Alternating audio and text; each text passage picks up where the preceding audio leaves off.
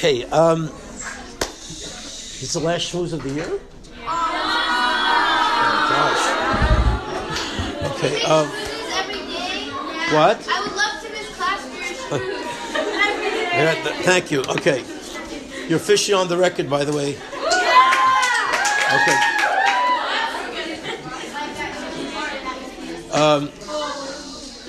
Well, it's a beautiful thought. I might have said it in the past, but it's a kind of idea that I think we really have to keep reinforcing in our hearts, because really the key to success in life, girls, and the key to happiness, the key to any type of ultimate accomplishing of our goals. And our ultimate goal, I mean, we all have, different career goals. We have different, ideas of, what's called success and what's called happiness. But at the end of the day, I think we all want to have that inner satisfaction in life. We all want to feel accomplished. We all want to feel positive. And at the core of that feeling and the core of that goal is really a relationship with HaKadosh Baruch Hu. At the end of the day, no matter what happens, we should all be blessed with really smooth and easy lives, B'ez Hashem. But at the end of the day, whether or not that's going to happen for us really depends mostly on how we deal with situations and how we ultimately have a relationship with HaKadosh Baruch Hu. That's really what it depends on, because so much of the challenges that we face, when we face them with God, we seem to be able to manage quite well. And somehow when we're alone and we don't have HaKadosh Baruch Hu with us, then it becomes overwhelming and difficult. So it's a very interesting Gemara. I'm going to learn a little bit of a Gemara with you, halacha with you, for about 3 minutes, and I'm going to sort of connect it to the Parsha. And you guys all know about the Lamed Tes Balachos, or at least if you don't know, you're going to learn about them. But we know there are 39 prohibited activities on Shabbos. One of those, or two of those, is building and destroying. So you can't build something on Shabbos, you can't destroy on Shabbos. What's interesting is that the only time it's called building or destroying is if you, let's talk about destroying for a minute, is if you take something apart with the intention of rebuilding it in the same place, that's called building. But if you take something apart here and rebuild it a block away, that's not called destroying. Okay? Stira or binyan have to be connected, or in particular, stira needs to be stira amanat livnot, the very place where you are. But if amanat livnot someplace else, it doesn't count, and you haven't broken the laws of Shabbos. What's amazing is why. I mean, where does this come from? How do we know this? Why? Why is that the halacha? And what's strange is that's halacha because that seems to be the way it was in the Mishkan. But wait a minute, it wasn't that way in the Mishkan, because in the Mishkan, what did? They disassembled the Mishkan, and when they rebuilt it, were they in the same place when they rebuilt the Mishkan? No, they always disassembled when they needed to travel. So they disassembled it over here, and they rebuilt it over there. So what is the Gemara saying? That the only time you break Shabbos is if you disassemble with the intention of assembling it in the same place. In the Mishkan, it wasn't in the same place. And it should be, if we're learning it out from the Mishkan, it should be whatever the rules in the Mishkan were. In the Mishkan, it was in a different place. So you should be obligated, even if you disassemble it over here, and you assemble it over there, it should be considered breaking the laws of Shabbos. So what's going on here? What's happening? And the Gemara says something very fascinating. And I think if we sort of hold this concept near and dear to our hearts, I think we'll be much more successful and certainly much happier in life. And the Gemara says, no, you're making a mistake.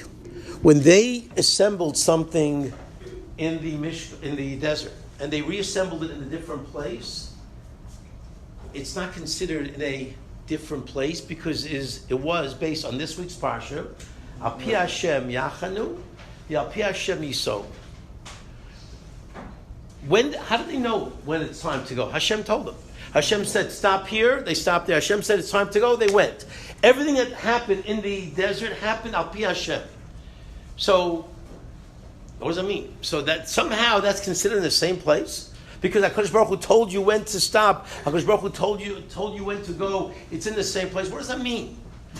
So what it means is a beautiful mashal that the Bali Musar give about this concept about where you are and who you are, and then are you in the same place or in a different place? Of just a very beautiful mush about a mother and a little child who go on a trip.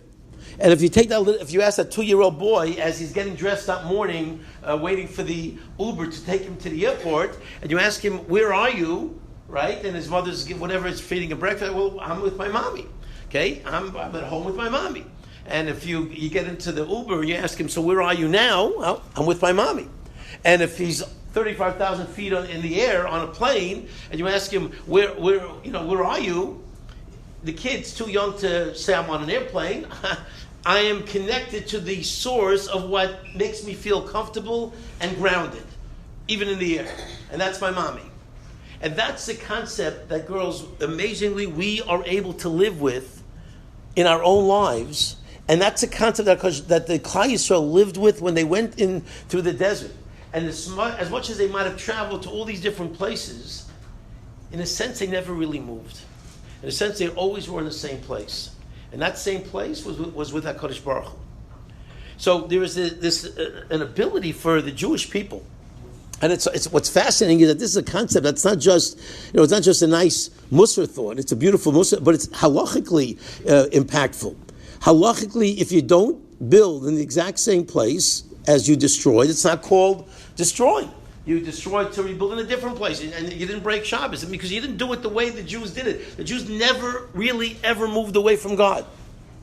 Why? Because they did it based on Hashem's say-so. When we do something, if we destroy here and build something there, well, we're doing it. We're not doing it because God commanded us to do it. But if we live our lives based on that, principle and that philosophy, Kadosh Baruch Hu told me, this is where I have to be, and this is where I have to go, and this is where I have to stop. Then we never really left. We never left. We never went anywhere. So, and this is honestly,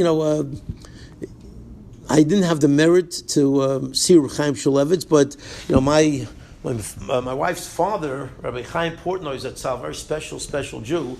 He traveled. He took that 6-year incredible journey and odyssey with the Mir Yeshiva from Mir in Lithuania, and all the way with Japan and China and Shanghai, an amazing story. And they ended up on the shores of the west coast of America. Remember when he came back to visit us, he went back to the Golden Gate Bridge, very emotional. He went back to see the Golden Gate Bridge because he remembered that bridge. That was his absolute confirmation that he was actually safe. And after the trials and tribulations of World War II, he knew he was reaching the American shores and he was safe. But on that boat that traveled from Shanghai, that last part of the journey to America, Chaim Shulevitz was on that boat, who was Rashiv of the Mir. And he, obviously my father-in-law knew him very well. And what's amazing is, if you ask Chaim Shulevitz, where are you? He didn't really answer, well, now I'm in a boat, and here I'm learning Baba Kama, now I'm learning Baba Metzia, now I'm with HaKadosh Baruch Hu doing this. He was always grounded by his spiritual connection to God. That's where he was. So sure, we moved around, and sure, there are obviously trials and tribulations, but he had this anchor in his life that he never really left HaKadosh Baruch Hu. Can you imagine living a life like that? Can you imagine, no matter where we go, no matter what we do, we always feel grounded. We never feel alone. We always feel safe and protected because we're with HaKadosh Baruch Hu. It's an incredible thing. But it's possible for a Jew to feel that way if they're always asking that key question. And that key question is, what does HaKadosh Baruch Hu want? What does he want from me? Let me live my life. Al pi Hashem yachanu v'al pi Hashem yiso. I will rest, I will get up, I will act, I will do based on HaKadosh Baruch Hu say so. It's an incredible place to be. And I say this especially now, it's obviously it's Parsha Behaalotecha, and it's appropriate to the Parsha, but especially since when you think about it, this is, as we're moving away, the last shmooze of the year, and we're going away to the, you guys can be at the graduation, it'll be, I guess, we'll talk there for a few minutes as well, but think about it. I mean, now you have this 12-week incredible vacation time coming right up. You're going to ace your finals, and you're going to do really, really well. And you're going to have this 12-week, moment of, or not moment, this 12-week period of time.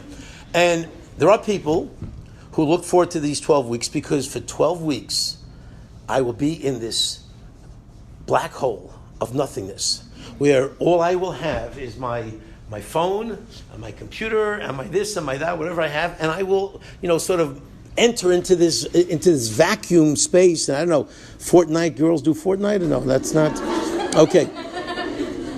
Okay, but you clearly know what it is, so you must know it from somewhere. But okay, we won't go there. So for I guess for some people it might be Fortnite. We just came back on an incredible trip, and we asked some of the ninth graders, "You want to go to see Bryce?" We had a lot of activities, but there was a little bit of time left. We wanted to just grab that time to go to Bryce, to actually see Bryce inside. We already saw it from the outside with the horseback riding, whatever, the ATV. So bottom line is, no, I don't want to go. Why don't you want to go? I want to play Fortnite. Hello, you can play Fortnite every single day for the rest of your life. You're only going to be at Bryce Canyon once. So, but that's amazing that we can actually sometimes think that way. That's the immediacy of where I am. And if you ask that kid, "Where are you?" "I'm playing Fortnite." Well, not the best answer. If we're giving the best answer, our answer would always be, "I'm with HaKadosh Baruch Hu." Why?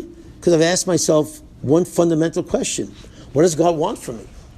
And if we ask that question, we can have the greatest time, the best vacation. We should have really a fantastic time off, a well-deserved time off. But if we ask that question, what does HaKadosh Baruch Hu want me to do during these 12 weeks? Does He not want me to be structured? Does He not want me to find opportunities, whether it be jobs or volunteering or different types of experience that are positive, that will uplift me, that will keep me connected, that will always have with it the question, what does HaKadosh Baruch Hu want? If that's the question that we're answering, HaKadosh Baruch Hu wants me, He does want me to relax, but He wants me to relax in a way that's positive, that I can look back and say, I've taken this experience, I've taken this vacation, and I've grown from it. The Gemara says, "Bitul zu kiyuma," when we take time off, if we take time off to re-energize our batteries, well, that's fantastic. That's perfectly appropriate. If we're taking time off to, God forbid, run away, where we can sort of adopt that very, very non-kosher mentality of sort of what happens here stays here kind of thing. And no, that's not who the Jewish people are.